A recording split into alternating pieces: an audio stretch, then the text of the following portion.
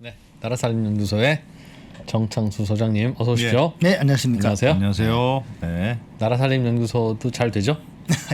나라 살림의 살림을 이번 주에 이사도 했습니다. 어디로 이사하셨어요? 아마 가던 동네인데 네. 좀 좋은 환경으로 좀 이사를 했습니다. 또 유튜브 구독자 수가 늘더니 2달 만에 사무실을 옮기시고. 야, 진짜 대단하십니다. 좋아요? 옮기시니까? 예, 뭐 이게 저 사람이 네. 어떤 이렇게 혁신을 하려고 하면 만나는 사람 그리고 아니면 시간 배분 그다음에 네. 공간을 바꾸라고 하는데 네. 공간을 바꾼 효과 확실히 있는 것 그러니까 같습니다. 만나는 사람 바꾸고 시간 배분 바꾸는 건 안 되죠. 예, 어려워요. 그렇죠. 어려워. 어렵죠, 그건. 자기 의지로 안 되잖아요. 그래서 그냥 돈으로 공간 바꾸는 게 제일 좋아. 편해. 축하드립니다. 네. 축하드립니다. 오늘은 술 담배 이야기 해주신다고. 네. 네. 우리 많은 분들이 네. 왜 우리나라 술은 이렇게 맛이 발전을 못할까? 뭐 없다까지는 아니지만 네. 발전을 못할까 이런 말씀 많이 하시잖아요. 네. 그게 왜 그럴까? 왜 우리 술 회사는 몇 개 없을까? 술 회사? 예, 진짜 몇 개 없죠. 뭐 한 사실상 그러니까 이제 다른 나라는 또 그렇지 않아요? 다른 나라 안 그래요? 그렇지 않습니다. 다른 나라는 어. 예를 들면 일본의 사케 회사가 2만 개예요. 저희 독일의 맥주 회사 3천 개입니다. 예. 맥주 회사가 우리나라도 3,000개나 돼요? 예, 예. 우리도 요즘 수제 수제 맥주 맥주로 뭐 뭐 맥주 가게들은 많긴 많아요. 그래 봐야 이제 아직 2,300개 수준에 불과하고요. 음. 우리 편의점 가서 보면 술 아직은 많이 늘긴 했지만 네. 많지 않잖아요. 어. 그 정도까지 나올 수 있는 것. 많은 세제 혜택을 주는데도. 그러게. 네. 왜 그게 무슨 나라 살림과 관계가 있어요? 예, 저는 이게 그 세금으로 걷어서 쓰는 거잖아요. 나라 살림이라는 게. 예. 근데 이것을 하는 가장 핵심. 그러니까 특히 술 맛은 왜 없을까? 저는 병뚜껑 때문이라고 생각합니다. 병뚜껑? 예, 병뚜껑. 병뚜껑. 술 병뚜껑. 병뚜껑으로 세서 세금을 매긴다고 그렇죠. 술 몇 병 팔았는지를. 그렇죠. 그래서 병뚜껑은 술 회사에서 만들면 안 되고 국세청이 야 니네 회사에 몇 개 가는지 우리 샌다. 그래서 2,000개 보냈으면 2,000개 2,000개 판 걸로. 네, 네, 네. 그런 거죠. 그래서 이 문제는 이게 또 뭐 낱개로 팔매를 안 하거든요. 병뚜껑을? 예, 그렇죠. 누가 낱개로 팔겠어. 그 옛날에는 그 국세청이 만들어 팔아요? 그럼 아니요. 병뚜껑은? 그 주류 회사에서 출자한 회사를 따로 만들어서 네. 뭐 사마왕간이니 뭐 이렇게 회사들이 있는데 거기서 만드는데 문제는 국세청 퇴직자들이 그 임원을 차지하고 있죠. 그리고 뿐만 아니라 이 병뚜껑뿐만 아니라 모든 과정, 네. 주정 회사, 그다음에 이 병뚜껑 회사, 도매, 그다음에 그 무슨 뭐 캠페인하는 회사까지 네. 그 모두 국세청이 총괄하고 주정 생산량까지도 체크를 합니다. 세금을 거두려고. 뭐 처음에 그렇게 시작을 했죠. 네. 잠깐만요. 예. 병뚜껑을 따로 어떤 회사한테 만들려고 하는 건 알겠어요. 예. 니네 몇 병 팔았니? 그러면 속일 수도 있으니까. 형 모르나 보다. 우리 조금 팔았다고 하자. 당연한 거니까. 네. 그런데 그 병뚜껑 회사는 왜 국세청 퇴직 직원이 필요한 겁니까? 그러게. 그 독점을 했잖아요. 그 회사는 또 회사로서의 그 어떤 존립의 그 뭐랄까 그걸 갖고 있어야 되잖아요. 예. 그럼 근데 그렇죠. 네. 계속 독점권을 받으려면 국세청과 관계가 좋아야 될 거 아닙니까? 그 독점권을 다른 회사로 주면 안 되니까. 예. 이래서 2012년까지는 2개 회사였는데 네. 네. 이제 국회 내에서 계속 문제 제기하고 그러니까 이제 조금 이제 뭐 기한을 둬서 한시적으로 운영을 한다 해가지고 네. 7개까지 늘기는 했어요. 늘어났다 이거죠. 지금 예. 네, 늘어났습니다. 근데 그거는 정말 문제더라고요. 이거 좀 다른 얘기긴 한데 국가에서 하는 어떤 사업에 민간업체가 들어가는 경우가 있잖아요. 예. 예를 들면 제일 뭐 이런 게 토토 뭐 로또 로또 복권을 기재부 공무원이 와서 추첨하고 기재부 공무원이 전산 담당을 하면 괜찮은데 영업무공이 그분이 하시면 되는데 네. 그게 아니라 별도의 업체를 선정하죠. 선정해서 끼워 넣죠. 예. 몇 년만? 뭐 5년만. 그럼 그 업체는 5년 이후에는 그 선정이 안 되면 그냥 망하는 거잖아요. 그렇죠. 뭐 다른 토토가 어디 있어? 다른 로또가 어디 있어? 그렇다고 그 업체한테 영업무공이 계속 주면 그거는 그것도 또 문제죠. 그럴 거면 공기업을 하나 만들지. 그러다 보니 민간 업체는 이번에 계속 바뀌었어요. 예. 로또 업체가 계속 바뀌었어요. 바뀌죠. 계속 바뀌죠. 바뀌는데 그럼 그 업체에서 일하는 직원들은 어디 가란 말이냐 해서 새로 된 업체가 직원들까지 싹 그 들어가죠. 직원들을 그대로 가져가는 걸로. 네. 그 똑같아. 책상도 똑같고 그냥 앉아 있는 자리도 똑같고 네. 회사 이름만 딱 바뀐 거예요. 그럴 거면 또 왜 바꾸나 하는 생각도 들고. 입찰 금액이 달라요. 그러니까 사실상 산하 기간이 되는 거죠. 그렇죠. 네. 공무원 수를 못 늘리게 하니까 어떻게 보면 이제 저는 그 변형된 네. 그 공무원 그 자리를 확대하는 거라고 생각합니다. 그러다 보니 국세청 퇴직자 로비를 받아서 네네. 다음번에도 우리가 계속 되도록 당신은 로비를 해주시오. 네. 그럼 지금 7개로 늘어났으면 그 7개로 국세청 직원들 다 가요? 거의 다 가겠지. 있다고. 아니 그 중에 2개는 계속 있고. 2개는 항상 원래 하던 건 그대로 있고. 네. 아 그리고 또 한 번 늘린다. 네. 왜 늘리? 굳이 왜 그래서 늘려요? 계속 바꾸기도 하는데 2개는 계속 있고 뭐 아무튼 계속 갑니다. 야, 그것도 진짜 이상하다 그렇게 생각해 보니까. 그러니까 이게 그래서 차라리 그냥 덩뚝 공기업을 하나 만드는 게 아예 그럴 바엔 그러니까 위탁하는 공기업 뭐 그냥 그게 이런 무슨 품질이 필요하길 해요. 개수만 잘 세면 되지. 그 부패만 없게. 네, 그러니까 술 회사 로비 받아서 그 덩뚜껑 개수를 속이지만 않으면 되는데 매번 5년마다 이렇게 파리 목숨이 되는 업체는 술 회사한테 로비 받고 싶지. 언제 어떻게 될지 모르는데 그건 그래서 당연히 공기업이 해야 되는 일이 아닌가. 그걸 공존하는 거죠. 그 회사는 회사대로 회사를 유지하고 벌고 퇴직자가 퇴직자는 하고. 자리하고 네. 룰이 있어가지고 몇 년씩 돌아가면서 하고 뭐 이렇게 다 있습니다. 아, 룰을 깨면 거기서 이제 배신자가 내끼 선배는 몇 년 하고 또 하면 몇 년 하면 또 나가야 줘야 되고 다음 사람이 와야 되니까. 그 공무원도 순환보직이 많은 이유가 뭔지를 제가 예. 그 오랜만에 그러니까 한참 있다 깨달았는데 네. 왜 순환보직이 많겠습니까 원래? 공무원. 예. 그러게 왜 전문성 안 기르고. 그러니까 예를 들어 기재부가 평균 과장이 8개월씩만 근무한대요 한 자리에 평균이. 네. 무슨 전문성이 쌓이겠습니까? 알만하면 다음 얼마나 거죠. 옮기고. 그 이유가 여러 가지가 있는데 하나는 순환보직을 해야 부패가 안 생긴다. 가고 싶은 자리를 돌아가면서 할 수 있는 거고. 그러니까 원래 목적은 전문성을 그러니까 다양한 전문성을 함양한다 했는데 네. 그런 꿀보직이 그런- 있으니까. 네, 꿀보직을 왜 니만 해? 이래서 돌아가면서 하는 거죠. 아. 그마저도 소외된 사람이 있겠지만 여하튼 최대한 하고 그 다음에 이제 나중에 또 뭐가 있냐면 책임을 분산시키는 거죠. 아, 그 전임 과장이 한 겁니다. 네. 그 진짜 되게 그렇지. 편리한 그렇지. 해명이네. 왜냐면 어떤 일이 진행되는 여러 가지 스케줄이 있는데 네. 전 그 일부만 했어요. 이렇게 되는 거고. 그다음에 또 뭐가 있냐면 퇴직 후에 일자리를 찾으러 갈 때 그 바로 직전에 어느 부서에 예를 들면 소주 이런 데는 소비세과거든요. 네. 예. 소비세과 분만 사람 못 오게 돼 있어요. 네. 아, 그런 어차피 순환보직이니까. 네, 그런데 2년 전쯤에 다른 부서로 가면 되지. 아, 그건 괜찮아요? 그럼 공직자윤리위원회 거기 심사해서 뭐 2년 전 그것까지 완전 통제할 수는 없으니까 다양한 기재가 발달됐습니다. 와. 그런데 모든 부처가 다 그래. 다 그렇기도 네. 그렇고. 네. 근데 또 그런 것도 있더군요. 그 왜 자꾸 그러냐고 물었더니 이 기자 잠깐 일어나서 앉아봐. 그러면 우리는 그 부처의 장관은 네. 그 부처의 맨 선배가 해야 되냐? 예. 그건 아니다는 거죠. 예를 들면 51세 장관이 올 수도 있고 42세 장관이 올 수도 있다는 거예요. 그런데 예를 들면 바로 발탁을 해서 장관을 시키거나 아니면 차관을 시키거나 하는 것도 해야 되는데 그러면 선배들이 밑에 있으면 일하기 힘들다. 우리나라는 장유유서 네, 뭐 네. 그거야 우리나라 전통으로 받아들여줘라. 그럼 후배가 자기 위로 가면 선배들은 나가야 되는데. 앞으로 7년 뭐 8년 더 있는데 그 공무원으로 일할 기간이 있는데 그러나 나가줘야 된다. 후배가 일하기 편하게 하기 위해서. 그럼 그 사람들한테는 뭘 줘야 되는데 우리 못 받고 나간 공무원한테 월급 주는 제도가 없지 않냐. 그러니 어딘가라도 꽂아드려야 되는데 그거를 뭐 어디 현대자동차에 꼽겠냐 아니면 뭐 NC소프트에 꼽겠냐. 산하기관에 꽂아야지. 네. 근데 그건 이제 공무원 입장에서 충분히 그렇게 얘기할 수 있는데 네. 근데 문제는 공무원은 어떻게 보면 연금도 많이 받고 예. 또 뿐만 아니라 지금 보통 직장이 5년밖에 근무 못하잖아요 한 직장에서.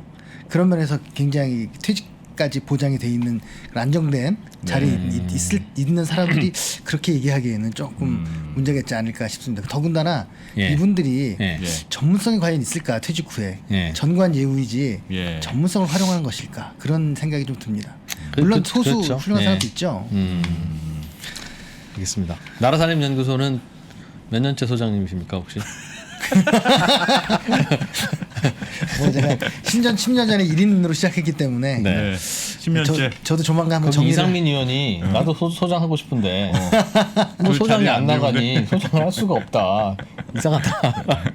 지금도 저 데리러 어떤 회의에 지금 나가가지고 네. 하고 있습니다. 알겠습니다. 어쨌든 예. 네. 그래서 이게 예를 들어 우리가 소맥을 잘 먹잖아요. 예. 근데 지금 제가 이 주제를 꺼낸 이유가 올해부터 그 맥주까지 완전히 종량세에서 종가스로 바뀝니다.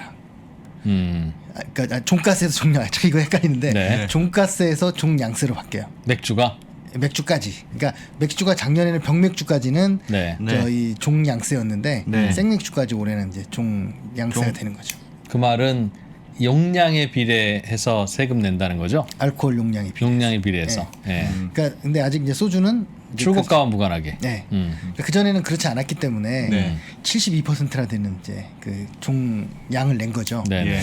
그런데 이제 그 WTO나 이런 데서 계속 문제 제기하고 하면서 바꾼 거예요. 원래는 소주의 주세가 30%도 안 됐었어요. 근데 이제 이 1999년 그 시점에 IMF 들어오고 할 때 왜 이렇게 차별을 하느냐 해가지고 문제 제기해가지고 소주를 올린 거예요. 주세. 양주랑 너무 차이가 많이 네, 난다. 그래서 양주, 맥주, 저기 소주를 비슷하게 72%를 줬는데 그러니까 출고가의 72%. 그렇죠. 그런데 맥주는 이제는 출고가가 아니라 리터당 얼마. 네. 리터당 얼마. 맥주 리터당 얼마 이렇게 붙인다는 거죠. 네, 그렇죠. 다만 논리적으로 안 맞는 거는 맥주보다 소주가 훨씬 알코올이 많잖아요. 네, 네. 예. 이 문제는 어떻게 할 거냐는 계속 지금 있는데 소주를 포기 못하는 어떤 이제 대중적인 문제도 있고 그 조직의 문제도 있는 것 같습니다. 근데 아까 그 병뚜껑 회사가 국세청 퇴직 직원인데 네. 그게 우리나라 술 산업 발전 안 하는 거랑은 무슨 관계가 있어요? 그러니까 핵심이 병뚜껑에 전 있다고 보고요. 네. 일단 처음 시작할 때 주정 회사가 있습니다. 주정이 있고 각 소주 회사들은 그 주정을 받아가는 거예요. 알코올 원액. 네, 온액. 네. 그 뭐 쌀, 보리, 고구마, 타카오카 뭐 이런 걸로 만든다고 합니다. 제가 예, 직접 보진 예. 않았으니까. 예. 근데 그걸 소주 회사에 주정을 공급을 하면 그 소주 회사에서 그 올리고당이나 뭐 섞어가지고 이제 소주를 만드는데 거기서 약간의 맛의 차이가 나는 거죠. 예. 네. 사실은 하나도 다른 게 없는 거예요. 똑같은 주정 회사에서 예. 다 받아오니까 그러니까 우리나라 소주는 다 똑같은 회사 거라고 봐야죠. 왜 주정을 소주 회사가 각자 만들어 안 하고 특정 주정 회사에서 만들어서 분배를 해요? 뭐 여러 가지 이유를 대지만 제가 볼 때 핵심은 행정 편의주의 같습니다. 한 군데서 하면 제일 관리하기 좋잖아요. 왜 관리를 해야 되죠? 병뚜껑으로 세금을 어차피 잘 걷어야 되니까. 병뚜껑을 하잖아요, 어차피. 또 그다음에 또 병뚜껑 단계마다 도매상 또 꼭 도매상을 거쳐야 되고. 아, 병뚜껑 녀석이 속여도 예. 주정 회사에서 야, 쟤네 1000병어치 가져간 거 맞니? 그럼 아니요, 2000병어치 가져갔는데 주정? 아니 그러니까 그렇게 하려고? 소주는 여전히 도수에 따라서 매기니까 도수가 중요하니까 얼마나 하는지를 철저히 관리하려고 그것도 정부 감시하에 있다. 네. 아니, 병뚜껑만 잘 세면 몇 병 나갔는지 그러니까 이게 알잖아요. 이 시스템이 언제 만들어진 거냐면 네. 66년에 국세청 생기면서 이렇게 만들어진 거거든요. 예. 그러니까 옛날에 이제 뭐 컴퓨터도 없고 뭐 이렇게 확인이 잘 안 되는 시절에 있던 시스템인데 아. 한번 경로전성이 있어가지고 한번 하면 계속 어쩔 수 가는 없지. 거죠. 아, 그걸로 먹고 그래서. 사는 사람들이 있고 와. 되는 거니까. 그 네. 당시에 우리나라 국세의 11%가 주세였다고 합니다. 63년도 그때. 11%. 네, 엄청나죠. 네. 국세. 요즘에는 한 100분의 1 정도가 주세예요. 네, 그렇죠. 어제 1%. 찾아보니까 3조 원쯤 되더라고요. 네, 이제는. 맞습니다. 주세 주세가. 3조 원 되고 뭐 담배가 한 12조 이렇게 해서 이제 합쳐 15조인데 네. 그 이게 우리나라 저기 일제 시대에도 그렇게 혹독한 탄압을 받았어도 그 소주 회사가 500개가 살아남았다는 거예요. 일제 시대 시작될 때 네. 술 만드는 곳이 19,000개 있었답니다. 아. 근데 그게 일제 시대 때 형사범의 3분의 1이 술과 담배를 만들다가 잡혀온 사람들이에요. 우리가 이게 오랫동안 우리가 스스로 만들어서 했는데 왜 네. 그러냐? 아. 전매 제도를 해야 되니까. 허가받은 데만 만들어야 되는데 네. 민간이 만드니까. 그렇게 해서 했는데 500 버텼는데 이제 군사정부 시절에는 그것까지 안 되고 그래서 소주는 17개 회사를 줄이고 아. 줄였다. 관리 편하게 하려고. 그렇죠. 그리고 관리 편하면서 동시에 독점권을 주면 그 회사 17개 회사는 또 뭐가 되겠습니까? 또 이제 여러 가지가 있겠죠. 그 독점권을 유지시켜주는 대가가 있는 거잖아요. 그럼 국세청 퇴직 직원이 또 술한테 가요? 술 회사로 가요? 뭐 그때는 국세청뿐만 아니라 다양한 기관이 이제 관계가 돼 있지 않을까 싶습니다. 옆에 부처라든가 네. 다른 데서도. 그리고 반드시 이 모든 도매업자나 이런 곳에서는 50%까지 자기 지역 맥주를 사줘야 되는 자기 소주를 사줘야 되는 제도를 90년까지 유지를 했죠. 그래서 도매업- 지역별 소주 회사가 네. 그래서 계속 있었죠. 지역별 소주 회사들 경월이니 뭐니 옛날에. 네. 도매 회사가 예. 그 그 지역의 도매 회사는 소주 유통하기 위한 도매상은 전국 여기저기서 소주를 갖고 와도 되는데 50%는 자기네 지역 거를 네. 반드시 사야 한다. 그리고 도매 회사는 그 영역을 벗어나면 안 되고 영역을 벗어나는 영업을 하면 안 되는 거죠. 충남 도매 회사가 충북 가서 영업해서 하면 안 안 된다. 되죠. 안 되고. 그래 통제가 되니까. 야, 그러면 도대체 몇 개가 처음에 아니, 왜 통제를 하지? 병뚜껑만 잘 사면 병뚜껑, 되지? 이게- 규정, 도매 이거 다 관리가 되는 거네요. 그러니까? 관료제의 극단은 군인이고 그다음에 네. 이제 공무원인데 네. 이거 파악이 안 되는 거는 불안한 거죠 사람들이. 그러니까 병뚜껑 잘 세라고. 병뚜껑만 세면 되지. 와, 그래서 이게 어마어마한 그거네요. 그런 문제 때문에 이 주정까지도 양을 통제하고 막 이렇게 되니까 사실은 좀 제가 볼 때는 술 회사들이 사실상 산하 기관처럼 있었던 게 아닌가 싶습니다. 아 그렇다. 그래서 뭐 저기 예전에 예. 저기 야당 후보 지지했던 술 회사를 망하게 하고 이런 것도 쉬운 거죠. 어차피 다 쥐고 있으니까. 뚜껑을 쥐고 있으니까. 저 회사한테 주정 주지 마. 네. 안 줄 수도 있어요? 안 줄 수는 없을 거 아니에요, 그래도. 그건 뭐 저희 행정이란 건 행정이라는 규정을 건 만들기에 그럼 따라서 기다리셔. 뭐 좀 회의 좀 해보고 뭐 이런. 당신네 뭐 저 어떤 환경 무슨 조건을 위반했던데 하고만 이렇게 하고 그럴 수 있으니까. 딱히 뭐라고는 안 하면서 좀 검토 좀 해보고요. 이게 약간 다른 얘기인데 네. 이 버스 회사가 문제가 많잖아요. 그 버스 회사가 저희 중공영지 때문에 다 메꿔주기 때문에 버스 회사들이 거의 놀고 먹는 분위기가 있다는 주장이 있는데 네. 저기 신안의 모 군수가 저희 국모 출신인 거예요. 예. 그 버스 회사를 정말 괴롭혀가지고 부도나게 만든 거죠 사실상. 아, 그래갖고 다 사들여가지고 공영 버스 회사를 만들어 버렸어요. 아, 지역 버스를. 네. 아예.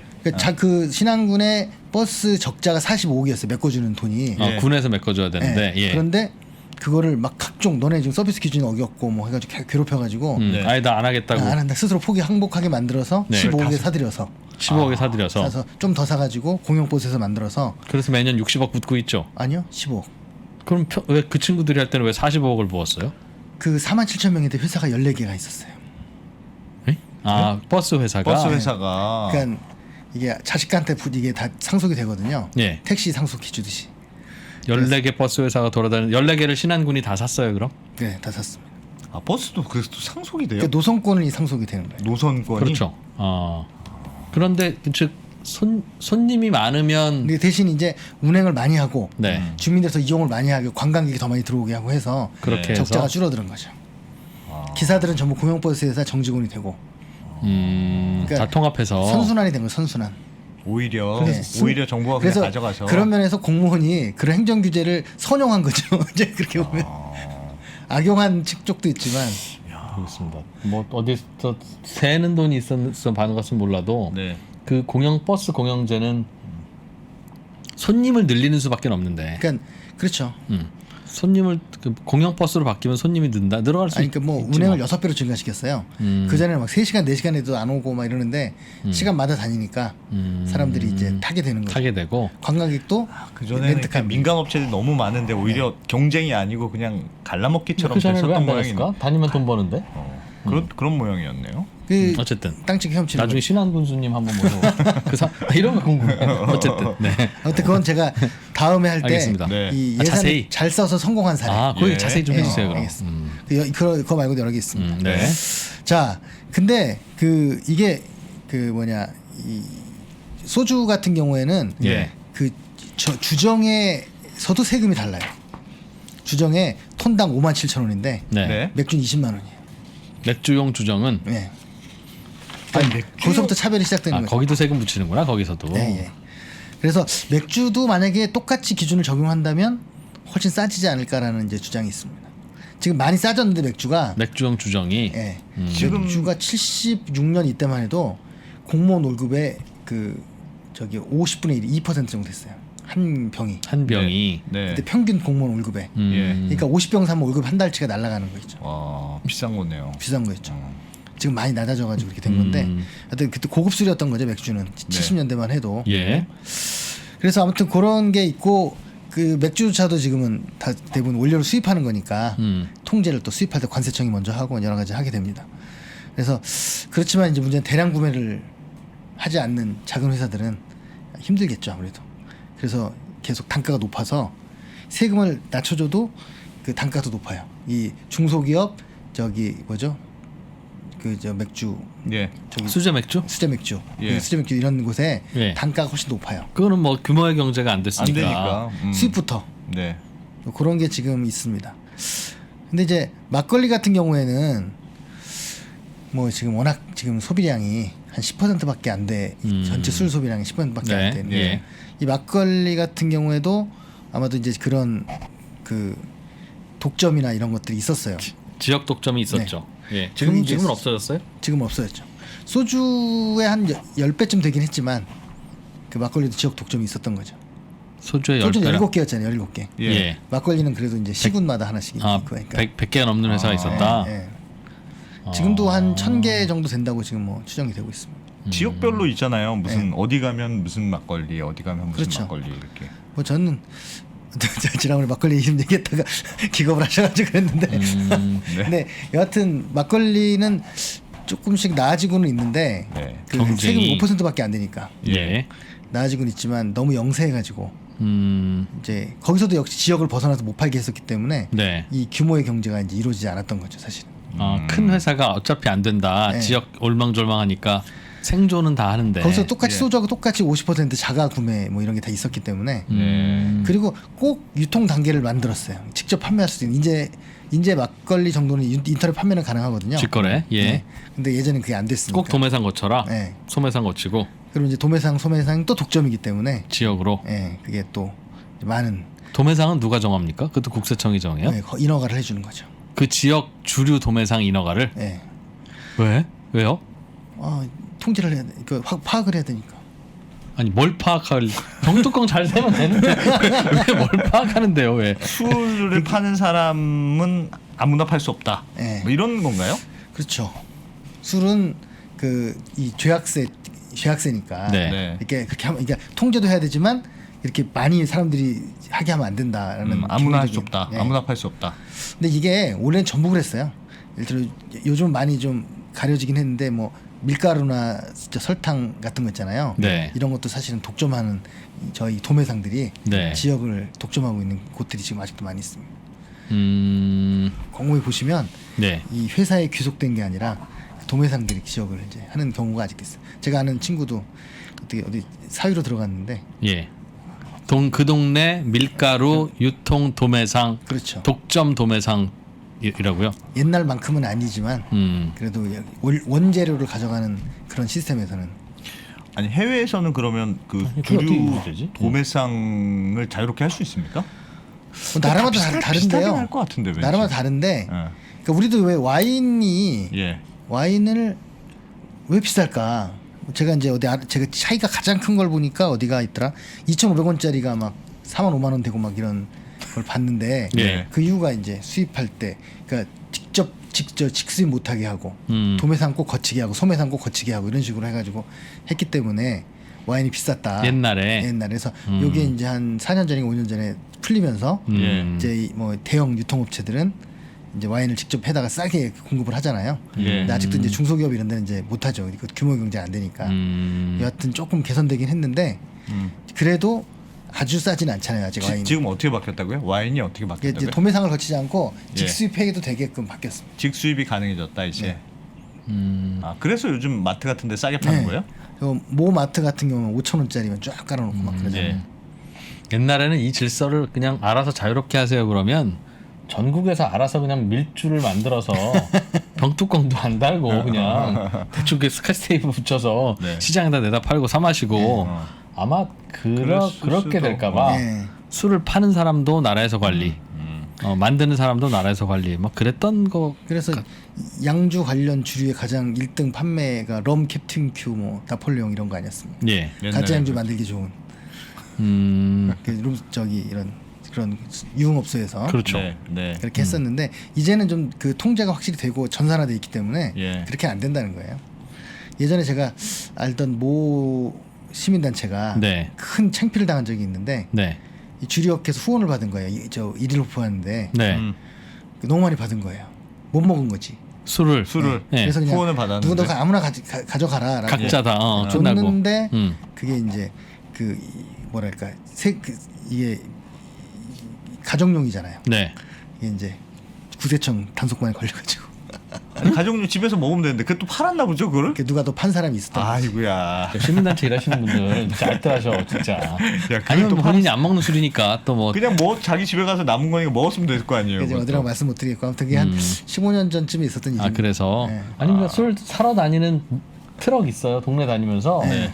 집에 삽니다. 안 먹는 양주. 양주 삽니다 이렇게 붙여놓고 다녀요. 네. 그러면 그런 데였나 봐요. 네, 선물 받았는데 내가 안 먹는 거면 어. 팔기도 하고. 그래서 아무튼 저는 이게 세금을 걷는 게 목적이 아니다. 네. 이 수요를 관리하는 게 목적이 돼야 된다. 돈이 좀 덜 거치더라도. 그리고 한편으로 또 하나는 산업은 행정 편의주의적으로 가면 독점하게 되니까 네. 독점하지 않고 좀 경쟁을 하되 좀 약한 곳은 도와주는. 그나마 조금 요번에 바뀐 게 그 저 하우스 맥주 저 중소기업 맥주에 그 주세는 30% 내려줬거든요. 홍모 의원이 주도해가지고 그 주세가 아니라 종량 즉 리터당 얼마로 그쵸. 바꿔준 거죠. 예. 바꿔준 종량제로. 거죠. 그게 이제 그 맥주에 대한 주세죠. 네. 그렇죠. 그걸 해줘가지고 많이 이제 해줬는데도 불구하고 이제 그래서 지금 편의점에 4캔 10,000원짜리 등장하기도 하고 뭐 예. 이렇게 된 거죠. 세금 조금 내고 수제 맥주 만들 수 있게. 네. 그리고 이 용량 자체의 그 설비 기준을 완화시켜주고 뭐 여러 가지 또 그 유통할 때도 이제 도매를 거치지 않고도 할 수 있게 해주고 뭐 여러 가지 해줬습니다. 근데 아직은 한 200개 회사가 안 된다고 하더라고요. 이제 하우스 회사, 아직. 중소기업 회사. 그럼 뭘 더 해야 근데 돼요? 어떻게 해야 돼요? 그러니까 오늘 정창수 소장님과 네. 나라살림연구소의 이상민 위원님을 위해서 서로 좋게 정창수 소장님은 국세청장으로 가시고 네. 이상민 위원님은 이제 나라살림연구소 소장을 하면 서로 좋잖아요. 어. 그렇게 하면 국세청장으로 잠깐 가시면 뭐 어떻게 바꿔야 이 돼요? 인더스트리를 어떻게 바꾸면 술 맛이 좋아지겠습니까? 그러니까 그 아까 말씀드렸지만 그 저기 일본의 사케 회사가 2만 개가 있고 네. 예. 아까 그 뭐죠? 그 저기 독일이 3,000개 있다 그랬잖아요. 예. 독일은 옥토버 페스트 있죠. 그 네. 이제 남쪽에서 네. 축제하는 그게 1년에 11억 유로를 번대요. 축제 한번 11억 열어가지고 유로. 와. 저도 한번 갔다 왔는데 네. 아주 그냥 다양한 맥주를 어. 먹을 수 있었습니다. 그래서 그거를 공정한 시장 경제, 시장 발전, 시장 경쟁이 되려고 하면 예. 대기업 규제를 좀 풀면서 대신 이제 그 좀 힘든 곳들은 좀 부양해주는 여러 가지 기본을 깔아주는 이런 걸 해야 된다고 생각하는데 지금 우리는 아직 그런 경쟁하기에는 네. 산업의 규모가 너무 작거나 숫자도 작고 그런 게 아닌가 싶습니다. 그러니까 세금 약간 줄여주는 것만 갖고 되지는 않을 것 같아요. 조금은. 그럼 좀 더 자유롭게 풀어줘야 된다. 네. 좀 더. 방뚜껑만 세고 알아서 만들게. 이게 우리가 금주법하고 그럴 게 아니라면 이 예. 계약서에 대해서 좀 더 열고 봐야 된다라고 생각을 합니다. 다양하게 대신에 만들어도록. 그 1인으로는 많이 먹지 않게 하는 어떤 수요 관리는 좀 필요하겠죠. 뭐 네. 비싸게 한다든가 여러 가지 방식을 취해야 될 것 같습니다. 그 병뚜껑 관리는 계속 해야 되겠네. 그럼 아니 세금만 병뚜껑 얻으면 관리. 되는 건데. 이제 병뚜껑 안 해도 네. 이제 체크 다 되니까 이제 음, 왜냐면 병뚜껑 기술이 필요 없잖아요. 예. 이제 기계로만 돌리면 그냥 기계 한 대 갖고도 얼마든지 많이 할 수가 있기 때문에 그리고 중소기업들이 요구하는 것 중에 병뚜껑을 좀 낮게까지는 아니어도 좀 숫자를 좀 줄여달라. 이게 숫자를 줄여달라? 제가 굉장히 액수가 이제 개수가 크더라고요. 한 번 팔 한 번 때마다. 사갈 때. 한 번 사갈 때. 아까 200개 주세요 하면 그렇게 안 되고 그리고 또 하나 뭐가 만개 있냐면 단위로. 품목마다 따로 병뚜껑을 만들어 준 거예요. 그렇겠죠. 당연히 병뚜껑도 세- 다 다르니까. 네, 소주, 다르니까. 아니 소주용 그래도 맥주, 맥주의 맥주용 도수가 맥주. 다 똑같은데 네. 굳이 그렇게 해야 되느냐? 맥주의 종류가 다른데, 그러니까 예를 들면 뭐 저 광화문 아. 맥주가 있고 뭐 저기 예. 강서 맥주가 있고 막 그러는데 네. 그때는 다 다른 뚜껑을 사가라 그랬던 거예요. 같은 회사에서 사가더라도. 아, 네, 그러네. 이게 생각해보니까 작년에 그러네. 비로소 규제가 좀 풀려서 음, 이제는 총 같은 도수면 총량으로 하겠다. 그런 식으로 조금씩 개선은 조금씩 되고 있습니다. 그래도. 그 맥주도 병도 그러니까 다 다른 걸 사가야 된다 이거죠. 네, 그랬었어요. 뚜껑. 그 뒤산. 네, 병뚜껑 하니까 옛날에 어렸을 때 왜 그런 거 안 하셨어요? 병뚜껑 망치로 납작하게 펴가지고 딱 주먹게 하는 거.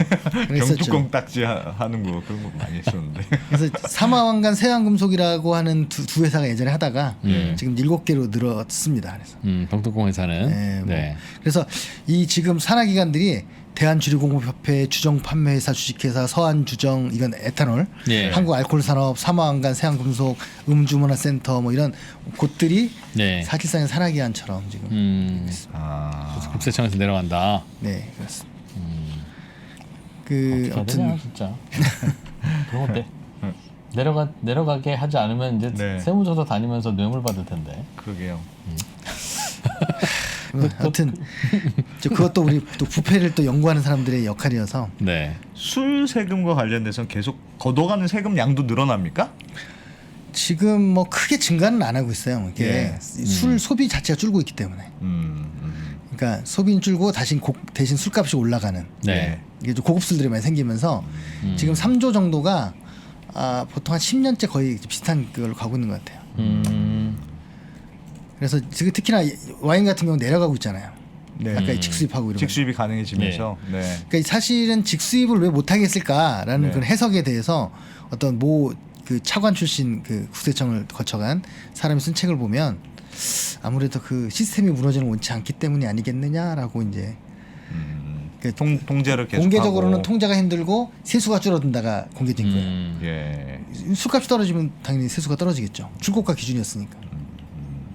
그런 지금 여기 바롱드 레스탁 보르도 레드 와인이 수입 원가가 2,489원인데 뭐 17,000원에 팔렸다고 한다 뭐 이런 얘기했네요. 아무튼 네. 그래서 관세 15% 주세가 관세 붙은 가격에서 기준으로 해서 30%가 붙는 거예요. 예. 예를 들어 10,000원이다. 그러면 관세가 15% 11,500원이 되잖아요. 네. 거기에 주세가 30%가 붙으면 한 3,400원 되겠죠? 네. 그럼 15,000원 되고 있는 15,000원 거죠. 정도 되겠네요. 거기다가 그 합친 거에 교육세가 또 10%가 붙어요. 그럼 이제 15,000원에 16,500원이 되겠죠. 네. 거기다가 또 부가세가 거의 또 10%, 거의 10% 총액의 또 붙고. 10%또 붙어요. 이런 식으로 계속 늘어나는 겁니다. 그래서 이제 결국은 이 최후의 도매상을 거치고 네. 이렇게 하다 보면 72% 이렇게까지 올라가게 된 셈이었던 거죠. 그래서 여튼 많이 개선하고 있지만 그 속도가 느리다. 지금 우리나라 시스템이 바뀐 거에 비하면 이게 지금 그 주류 산업 쪽에 그거고요. 저는 이래서 예전에 그 독일이 왜 맥주가 잘 될까? 이게 맥주 순수령이라고 들어보셨어요? 순수령. 맥주 순수령 그게 뭐예요? 순수령. 독일 수입 맥주를 곰곰이 살펴보면 네. 1516이라는 숫자가 써 있는 게 있어요. 맥주 중에 1516. 거의 한 3분의 2는 그래요. 1516 그냥 의미 없는 숫자 1516. 아니요. 그럼 뭐 독일어로 뭐라고 써 있죠. 블라블라 써 있고 1516. 예. 무슨 이게 의미예요? 1516년에 맥주 순수령이란 걸 발효를 한 거예요, 독일에서. 바이에른 공국의 그 네. 왕이 예. 앞으로 맥주는 보리와 홉과 물로만 써야 된다. 딴 거 넣지 마. 예. 그리고 왜냐하면 그때 밀을 쓰기 시작해서 또 독초를 넣기도 하고 그래서 네. 다 금지. 밀은 특히 식량이 돼야 되는데. 예. 그래갖고 일단 재료를 통일시키고 네. 그 다음에 이제 질을 유지시킨 거예요. 왜냐하면 솔직히 말하면 세금을 거둘 목적에서 이렇게 했는데 네. 왜냐하면 균일해야 세금을 거둘 거 아니에요. 예. 그리고 그렇게 함으로써 또 원래 수도원에서 맥주를 많이 만들었는데 그걸 도태시키기 위해서 이제 소상공인들의 상공업자들의 그걸 후원을 받아서 했는데 결국 그게 맥주의 질을 높이는 큰 기여가 된 거예요. 왜냐하면 균일한 맥주가 되면서 신뢰가 예. 독일 맥주는 안전하고 최소한의 질이 확보돼 있고 그게 이제 독일이 전부 그런 건 아니지만 이 남부 지역 중심으로 이렇게 되고 있었고 독일 통일한 후에 그걸 시켜줬고. 그럼 규제를 해서 규제를 열심히 해야 되는 거 아니에요? 주정도 정해진 건 주정만 사고 아니, 근데 병뚜껑도 주는 것만 갖고 딱 그러니까. 그렇게 하는데 기준만 정한 거지 기준. 그러니까 뭐 주정을 어느 회사에서 만들고 그런 건 아니잖아요. 기준. 기준만 누가 만들어도 정해야 좋은데 된다. 좋은 맥주 만들어라. 네, 좋은 맥주 만들어라. 그래서 그게 이제 그 독일이 예. 맥주를 주도하게 된 그런 거기 때문에 우리도 최소한의 그 안전하거나 어떻게 보면 그 신뢰를 줄 수 있는 정도에서만 규제를 해야 되는 게 아니냐. 그런 생각을 좀 했습니다. 그래서 지금 인터넷 판매 금지도 네. 저는 원래 약간 도박도 싫어하고 막 그렇기 때문에 그렇게 했는데 예. 이게 과연 무조건 금지해서 될 일인가? 인터넷 19세 인증만 하면 네. 좀 살 수 있게 해줘야 되는 거 아닌가라는 생각도 요즘 좀 생각이 좀 바뀌고 있습니다. 지금 막걸리는 살 수 있잖아요. 네, 인터넷으로. 전통주는. 네. 그래서 전통주 구독 서비스도 있어요. 네. 매달만 4만 5만 원 내면 네. 전통주 돌아가면서 이렇게 딱 이제 구독 배달해 주는 데도 있습니다. 그래. 뭐 맥주 뭐 이런 와인 이 정도는 해도 되지 않을까요? 네. 모르겠네. 소주 위스키도 마찬가지죠 뭐. 네. 소주 위스키도 뭐. 뭐 인터넷 판매 막는다고 뭐가 더 막히겠습니까? 뭐 그런 그거는 생각- 딱 도매상을 안 거쳐도 될 수 그렇죠. 판매할 수 있도록 하는 거잖아요. 그러면 이제 물론 사람이 싸지기 때문에 술 많이 먹는 문제도 있겠지만 네. 그 생산 회사 입장에서는 경쟁력이 생기는 거죠, 사실은. 그렇죠. 그죠. 좋은 맥주 만들어서 인터넷으로 팔 수 있으면 팔면 되니까. 여기 와서 광고도 하는데 저희 프로그램에 와서 광고를 해봐야 어차피 인터넷으로 못 파니까 그렇지. 술 회사가 광고를 안 해요. 저희도 빨리 인터넷으로 모든 술을 살 수 있게 해라 생각합니다. 지금 이번에 농업 생산 GDP에서 농업 생산이 51조가 됐거든요. 그런데 그 중에 수출이 지금 13조 가깝게 돼요. 네. 농업. 예. 그러니까 충분히 우리도 잘 이 술도 사실 이제 비슷하다고 본다면 잘 육성하면 수출 산업이 수출도 될 수 될 수 있다. 있지 않을까라는 생각을 합니다. 다만 도매상이 도태되겠네. 그리고 도매상도 합리화되는 거죠. 음. 합리화되고 산업 구조가 좀 합리적으로 개편되는 거라고 저는 생각을 합니다. 네, 아무튼 주세법은 예. 좀 그러고요. 예. 지금 그 생맥주도 네. 그럼 이번에 리터당 얼마 이렇게 세금이 붙습니까? 예, 올해부터. 그러면 생맥주는 비싸지겠네요. 예전에는 가격에 즉 술값 1,000원당 세금 얼마 이런 네. 식으로 했기 때문에 네, 싸게 들어오는 생맥주는 세금도 쌌었는데 그럴 수도 지금은, 있겠네요. 리터당 얼마 이렇게 바꾸니까 근데 생맥주도 비싼 게 있고 싼 게 있지 않을까요? 그래도 싸지겠네요. 그렇죠. 양이 더 많으니까. 그래서 그럼 이렇게 세금 바꾸면 생맥주 값이 올라가는데 괜찮느냐 뭐 그랬다가 그래서 그럼 생맥주는 예외. 했었는데 세법 만드는 거 보면 이제 지금 이제 WTO도 그렇고 지금 무역 불공정성에 대한 문제가 지적되기 때문에 예. 예. 좀 소주까지는 어떻게 좀 버텼는데 왜냐면 소주를 그 기준으로 하면 올려야 되잖아요. 확. 지금 소주와 위스키가 둘 다 그건 종가세로 금액당 하겠죠. 얼마죠? 아직도 금액당 얼마. 종가세로, 예. 그 금액당 얼마. 예. 그거는 소주 1,000원어치당 세금은 얼마. 네. 그건 계속 출고가당. 유지될 수 있어요? 소주는? 그러니까 소주는 그것도 그렇게 하고 유예를 좀 받은 건데. 맥주는 이렇게 하는 게 외국인들한테 설명이 안 돼요. 오래 못 버틸 것 같아요. 설명이 안 돼요. 와. 유지는 하지만 네. 제가 볼 때는 못 버틸 것 같습니다. 못 버틴다. 그러면 소주 가격이 급등하든지 양주 가격이 급락하든지 그렇겠죠. 하겠네요. 아니면 맥주 세금 체계를 다시 옛날로 돌아가든지. 그 금액당 얼마 이렇게 하든가. 네. 아무튼 뭐 그런 문제는 굉장히 논쟁이 좀 되고 있어서 네.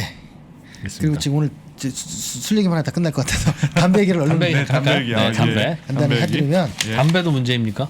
담배가 2014년에 올렸잖아요. 2,500원을 4,500원으로. 네. 네. 그때 그 명분이 뭐였냐면 흡연율을 낮추겠다. 근데 그 지금 그때 당시에 나왔던 자료가 뭐였냐면 예. 그때 당시 건강보험이 막 50조 정도밖에 안 됐는데 예. 네. 무려 12조나 이 담배 술 때문에 생기는 병 치료로 든다. 그걸로 돈 나간다. 네, 네. 였어요. 근데 이게 무슨 기준을 바꿨는지 작년에 나온 기준을 보니까 7조로 줄었어요. 피해가. 기준을 좀 바꾼 것 같아요. 흡연 인구가 늘어서 아닌가? 흡연 인구는 감소했죠. 아니 흡연 인구가 줄어서. 네, 줄었죠. 그래서 근데 흡연 인구가 줄기는 했는데 지금 네. 한 25% 정도 되거든요. 예. 흡연 인구가. 그런데 여성 흡연율이 낮아요.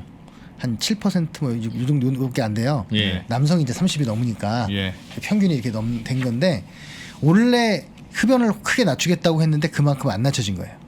지금 보면 보통 그 2015년에 예. 한 그 전엔 3억 6천만 갑 정도 달마다 팔리다가 잠깐 한 1억 7천으로 줄었어요. 예. 반토막이 나는 듯 했으나 가격 올려서 올렸을 네, 때? 올렸을 때 네. 한 6개월 만에 다시 3억 값 가까이로 돌아가면서 다시 이건 전자담배 때문에 그런 거 아니에요? 예, 전자담배? 그런데 전자담배도 이후에 통계에 들어가고 네. 또 지금 세금을 담배보다 좀 낮은 일반 담배 82%까지 물리고 있습니다. 그러니까 담배값 올리면 담배 소비가 즉 판매가 갑자기 줄어드는 건 네, 일시적입니다. 그거는 많이, 담배값 올리기 전에 사재기를 해놔서 그래요. 그런 것도 있겠네요. 예. 미리 다 사두는 거예요. 그러니까 담배값 올리고 나면 안 사지. 안 사고 쑥 들었다가. 그러다 사놓은 담배 다 피우면 또 사는 거지. 근데 다만 그걸 그냥 묵인하는 거야. 왜냐하면 그런 통계가 나와야 담배값 올리는 명분이 생기거든요. 명분이 생기는 거죠. 그래서 한 20% 정도 줄기는 했어요. 그래서 우리나라가 지금 흡연율이 25%니까 네. 1,000만 명의 담배를 핀다고 보면 1년에 한 33억 값 정도 팔리거든요. 네.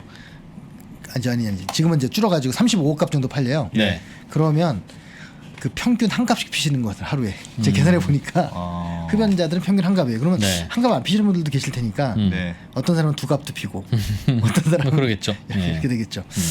근데 이제 문제는 이 원래 이 담배 값을 올렸을 때 그 자기들 추정한 게 있잖아요. 그때 예.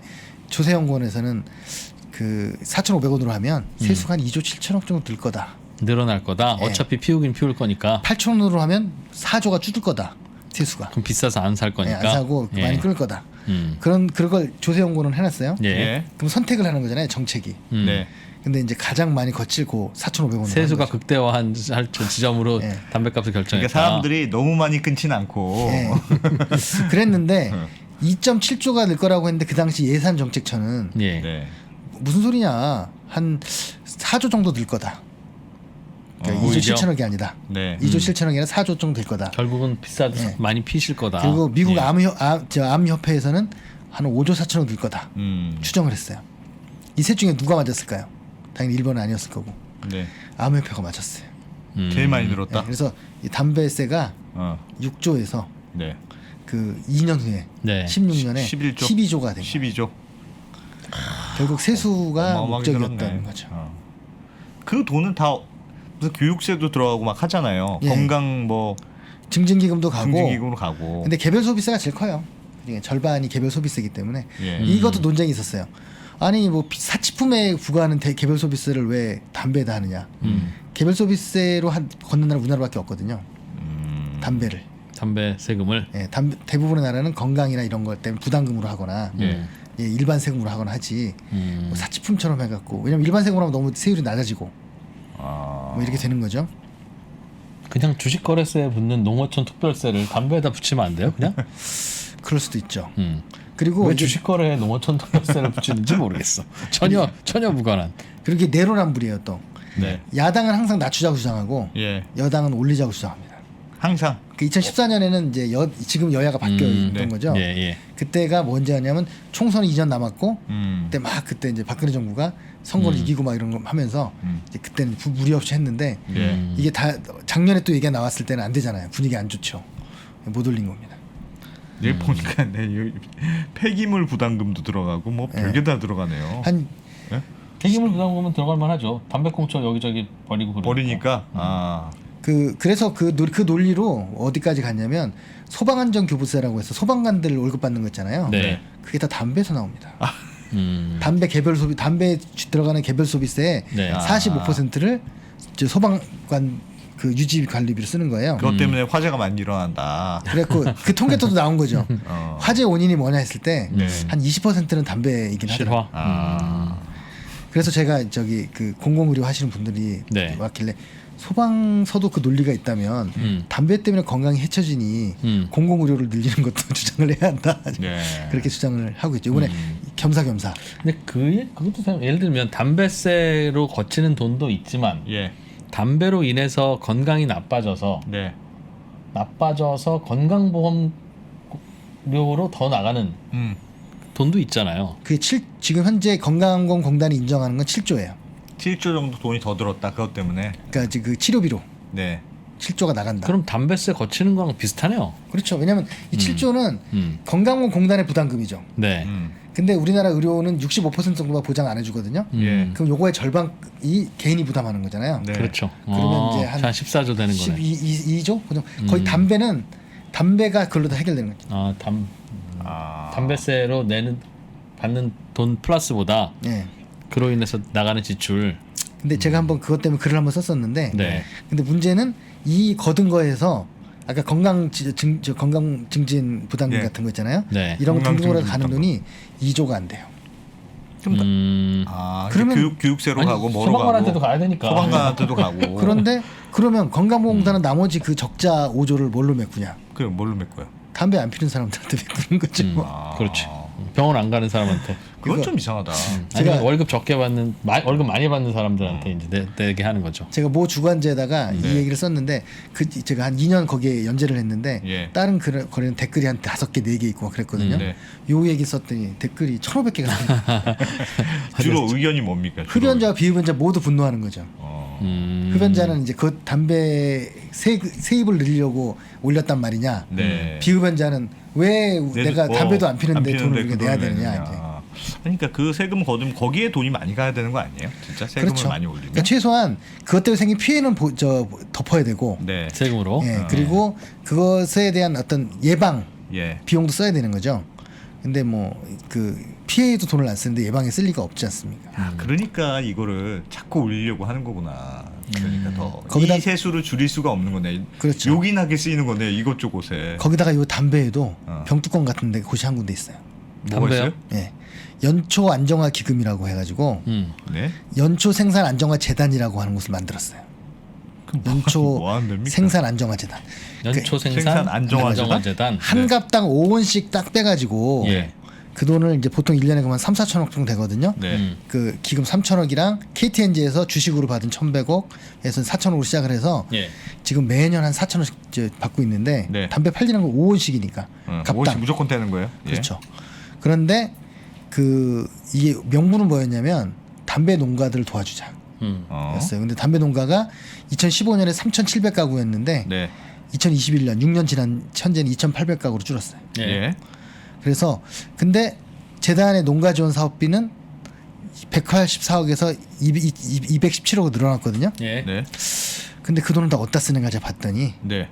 대부분 그 뭐 생산 기반 구축 그래가지고 뭐 도로나 주고 뭐 건물 지어주는 거 쓰고 담배 농가에 대해서. 예, 예. 그리고 경작자 단체 지원 그래가지고 87억 쓰는데 이 경우는 이제 주로 그 협회 친목회 이런 거. 지원 이런 분들 여행도 보내드리고 뭐 이런 데 많이 쓰더라고요.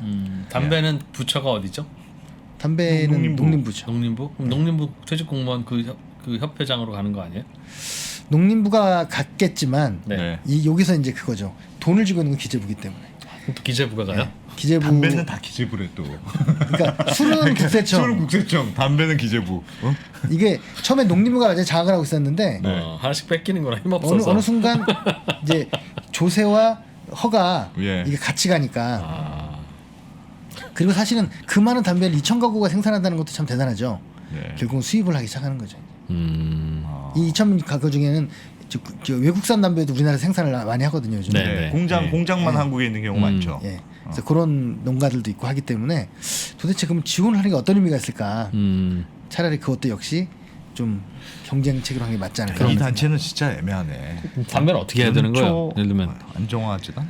담배는 어떻게 좀 바꾸면 좋아요? 글쎄요. 담배는 저는 제 편견이 있는데 네. 술보다 담배가 나쁘다는 편견이 있는데 네. 그렇지는 않대요. 비슷하게 나쁘대요. 똑같이 말하면 합니다. 저는 담배를 안 난 술도 피니까 나쁘다고 생각해. 술도 나쁘고 예, 담배도 똑같은 나쁘죠. 발암물질인데 담배 피우고 나서 반말하는 사람은 없는데 술 마시고 나면 나한테 반말하는 분들이 많아. 정신을 해치기 때문에 정신이 혼미해지. 보죠. 담배는 폐를 해치고 어. 아무튼 지금 재단 직원 10명이 있는데 평균 연봉이 9천만 원이랍니다. 저 9천만 원이요? 사택 구입비 따로 주고 사택구입비를 따로 줘요? 4대부터 8대까지 기재부 퇴직자가 모두 독식을 하고 있다. 어디가요, 어디가? 그 아까 그 연초 저 이 생산 안정화 재단. 연초 생산 안정화재단? 예. 근데 여기는 다 기재부 공무원들이 가요? 예. 여기는 아까 뭐 관리할 곳이 몇 가구 안 되니까 직원이 많을 수는 없잖아요. 예. 그들이 10명의 평균이 9천만 원. 기재부가 가야 또 그 예산이 줄지 않는구나. 그렇죠. 처음에는 이제 한 명씩 받아들이다가 그래서 얼마 전에 저한테 뭐 자문이 와갖고 어떤 기자가 와서 물어보는데 네. 요즘은 자치단체에 부단체장 있잖아요. 네, 부시장, 뭐 예, 부도지사. 그것도 네. 경기도하고 세 군데가 빼고는 다 기재부 출신이 다 차관 부지사로 부시장이나 와 있더라고요. 아무튼 예산 받고 싶다 이거죠. 예. 그래서 저는 모두가 그렇다면 우월한 게 뭐가 있을까? 모두가 다 예. 그렇다면 뭐 그럼 나보다 손해를 보지 않으려는 심리 정도. 그렇죠. 네. 기재부만 좋죠. 네. 근데 이게 진짜 그 공무원들이 가는 건 진짜 문제인 것 같은데 정말. 그러니까 실제로 그런 안정화 재단이 필요하면 말씀하신 대로 그런 공기업을 만들어야지. 그런 공적인 재단이 필요하다고 하면 공적인 역할을 하려면 공기업이 필요한 거지. 별도의 재단을 만들어서 퇴직자가 이렇게 가는 게 좀 그렇지 않나요? 공기업을 만들어도 그 공기업의 장은 대통령 캠프에서 가든가 기재부가 갔죠. 그렇더라도 네. 공기업으로 해놓으면 감사도 받고 뭐도 하고 이런저런 감시를 많이 받잖아요. 네. 근데 이런 재단으로 만들어 놓으면 감시를 안 받아요. 네. 그게 자기 마음대로 쓰는 거야. 그 재단은 출연금을 받는데 드디어 안 기자도 이제 슬슬 많이 알아가시고 있어요. 슬슬 이제 내가 여기서 방송 진행하고 있을 때가 아니라는 생각이 들죠? 예. 그래서 지금 대선 전국에 수천 명의 퇴직 공무원들이 네. 그 줄을 잡으려고 막 왔다 갔다 하고 여야를 왔다 갔다 하고 있다고 하는데 저는 그것이 그 본인들의 전문성을 살려서 사회에 기여하는 곳을 찾는 거라고 보기가 좀 약간 그렇지 않은 모습이 뭐 많지 않을까. 그 차라리 책을 쓰시고 여러 가지 뭐 그 일반 기업에 가서 역할을 하고 그런 분들 훌륭한 분들인데 네. 그 전에 자기가 관련된 기관에 계속 뭔가 낙하산으로 가려고 한다든가 그런 건 매우 안 좋은 모습이다. 그리고 이런 문제를 어떻게 해결할지에 대해서는 네. 저는 이런 생각을 하거든요. 내가 다 알아. 이거 하나면 해결되라고 하는 건 사기꾼이라고 생각합니다. 이 집단 지성으로 이 문제를 어떻게 해야 될지 그 소수 이해관계자 결정하는 게 아니라 조금 다수가 결정해야 산업의 미래도 좀 밝아지지 않을까 생각합니다. 그럼 돈은 어디다 쓰고 왜 그렇게 쓰는지를 따져야 되죠. 네. 사실은. 따져야 되네요. 어떻게 들어오고 어떻게 가고. 근데 어떻게 쓰는 거를 대부분 이런 산하기관이 결정이 따져야죠. 되는 거죠. 따지는 건 누가 따지겠어. 국정감사를 하면 의원들이 따져야지. 네. 근데 의원들이 기재부가 하는 일에 못 따지는 이유는 의원들 지역구에 예산 받아야 되니까. 증액권이 없으니 기재부가 또 승인해 줘야 되고 예. 그러니까 언론이 좀 살아 있어야 될 측면도 있고요. 그래서 유권자가 국회의원 뽑을 때 제가 국회의원이 되면 우리 마을에 다리를 놔주겠습니다라든가 뭘 하겠습니다라고 하면 웃기는 공약을 하고 있다. 네. 가서 너는 예산 잘 감시하고 법 잘 만들으라고 보내는 거지. 우리 마을의 다리는 국토부가 놔주는 거다. 아니면 지자체가 고민해서 놓는 거든가. 왜 국회의원이 논다고 거짓말을 하냐. 그래야 되는데 네. 그러기 어렵죠. 그래서 중고등학교 때 그런 거 배워야 돼. 다음 중 국회의원이 하면 이상한 말인 것은 1번 뭐 이게 이건 틀린 거 이렇게 배워야지. 그러니까 중고등학교 때 금융, 네. 저 예산, 재정, 조세 이런 거에 대해서 네. 최소한 구조는 이해하거나 시스템을 이해하는 정도의 공부를 시켜야 될 것 알아야 같습니다. 되는데. 안 됩니다. 그러면 백브리핑을 뭘 먹고 삽니까? 네. 어디에 쓰는지를 진짜 잘 봐야 되겠어요. 네. 오늘까지는 화난 얘기를 들려드렸으니까 다음에는 네. 이렇게 쓰면 이렇게 좋은 일도 생기는구나 하는 신한 좋은 아까 신한 군수. 나는 신한군수 그 얘기도 약간 모르겠습니다. 뭐 들어봐야 하는 거니까 그냥 완전 뇌피셜인데요. 네. 약간 와전된 미담이 아니겠는가. 아니, 너무 미담이 없으니까. 그러니까 민간이 하는 일을 공무원이 갖고 갔는데 공무원이 더 잘 잘했다. 돌아가더라. 나는 그런 사례를 본 적이 없어요.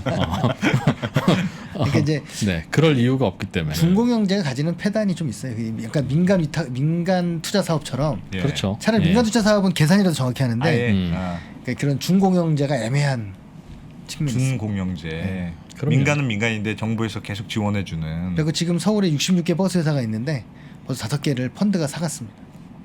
버스를 펀드가 네. 왜냐하면 땅 짓고 헤엄치는 땅 짓고 헤엄치기니까 적자가 나면 나라에서 부어주고. 네. 음. 비용은 자기들이 계산하는 거니까. 왜 그렇게 만들었죠? 그러니까 버스가 적자니까 예. 그러면 적자면 이렇게 약간 어떻게 그러면 시스템을 해야 될지 생각해야 되는데 적자를 메꿔주면 되지 이렇게 가버린 거죠. 그럼 어떻게 써야 되는 겁니까? 적자인 버스는 그러니까 처음에는 다들 지하철 타고 다니고 자가용 타고 다니고 뭐 직주근접이고 하니까 버스를 잘 안 타기 때문일 텐데. 예. 그렇다고 버스를 없애버릴 수는 없으니까 그 노선을 없애버릴 수도 없고. 그러니까 저는 핵심이 음. 지하철이 이렇게 많이 만들어졌는데 버스 노선은 안 바뀌었어 거의. 왜 저기 도봉구에 있는 버스가 구로까지 가야 됩니까? 전철과 연계망을 잘 갖게 해가지고 그렇죠. 예. 더 자주 다니게 하고 그래야 되는데 네. 안 그래요. 그것도 한번 만들어진 노선은 못 바꾸나 봐요. 아니 그렇진 않죠. 그거 알아서 자율적으로 네. 버스도 네. 다니게 하면 근데 알아서 다닐 텐데. 특히 교통 쪽은 아주 또 오래된 또 이 구세청과 그것도 같은 있고 그 예민해요. 왜냐하면 음. 효율적으로만 따지자면 사람이 없는 데는 버스가 다닐 이유가 없잖아요. 예. 사실 그러면 빠지면 소수 이렇게 얘를 외진 곳에 있는 사람들은 교통순환이 없다. 악순환이지. 그런 문제도 있어서 쉽게 없앨 수는 없는데 뭔가 방법이 잘 있을 것 같긴 이제 한데. 버스 부서 다르고 택시 부서 다르고 네. 지하철 부서가 다른 거죠. 그래서 저마다 자기들의 필요성만 얘기하고 존속 필요성만 그러나? 지정하는 거죠. 그래. 아니 그러니까 예를 들면 택배도 그렇잖아요. 민간 택배 회사가 얼마나 많아요. 근데 예를 들면 민간 택배 회사는 도서상간 지역에 잘 안 가니까 그런 데 가는 데는 우체국이 해주잖아요. 네. 우체국은 어쨌든 어디든지 가긴 간다. 자주는 못 가더라도 어디든지 가긴 간다. 이렇게 해주잖아요. 그러니까 공적인 영역이 해야 되는 부분이 일부 있고 나머지는 좀 이렇게 민간에서 조금 효율적으로 하고 그렇게 좀 경쟁하면 안 되나? 같이 안 될 것 같은데. 아니 그 동네 사람들이 버스를 안 타는데 네. 그거를 어떻게 그 노선을 유지를 하겠어요. 그럼 버스비 한 사람당 10,000원 받아야 되는데 그러니까 이제 그것에 대해서 역시나 저도 방법은 한 가지만 있는 건 아닌데 네. 일단은 기본적으로 그냥 대중교통을 이용하는 그러니까 자가용을 이용하는 사람이 많을 때는 좀 조절할 수 있지 않을까 싶은 생각이 듭니다. 그거는 뭐 나중에 버스에서 긴 얘기니까 버스 나중에 없어. 답이 없어. 답 없어. 답 없는 문제를 네. 마치 답처럼 만들어서 끌고 가다 보니까 생긴 네. 밀빠진 독이죠.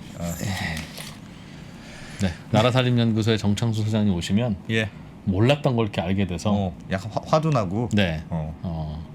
계속 나오시면 안 기자는 방송 저 오늘부로 방송을 그만두고 출마를 하겠습니다. 이 방송 이렇게 해서 뭐 합니까? 네. 세상 이렇게 썩었는데 이런 이야기 하실 것 같아요. 그러니까 시민들이 잘 모르면 예. 그들은 이제 약간 도적이 되고 알면 대리인이 그냥 그거는 서비스맨이 되는 거겠죠. 잘 알아야 돼요, 맞아요. 잘 알아야 돼. 네. 자, 오늘의 핵심은 낙하산이었네요, 그죠? 낙하산. 정권이 여야로 몇 번 왔다 갔다 했는데 네. 계속 그건 똑같아. 공무원들은 내 캠프에 있었던 사람 네. 낙하산 찍는 거는 똑같아. 왼쪽이나 오른쪽이나. 제가 또 비하인드 스토리 하나 말씀드리면 네. 모 방송사에서 네. 저희한테 거액의 기획 탐사 그걸 제안을 해가지고 오. 조사한 게 정피아 관피아를 조사하자. 정피아 관피아? 네. 아, 예. 낙하산들. 정권별. 네. 근데 덮었어요. 왜요? 현 정부가 똑같거든. 지난번 정부 더 많은 거예요. 숫자 늘어나거든. 왜냐하면 지난번 정부는 연장선상했기 때문에 네. 새로 하진 않았던 거지. 네. 그 이명박이나 박근혜나 똑같은 거고. 근데 여기서는 정권이 바뀌니까 많이 새로 바꾸다 보니 그래서 그 부담을 느꼈는지 네. 저희는 그냥 하자고 그렇게 했는데 네. 아무튼 좀 그랬습니다. 정피아 관피아를 조사를 할 수가 없어요. 캠프에 있는 분을 네.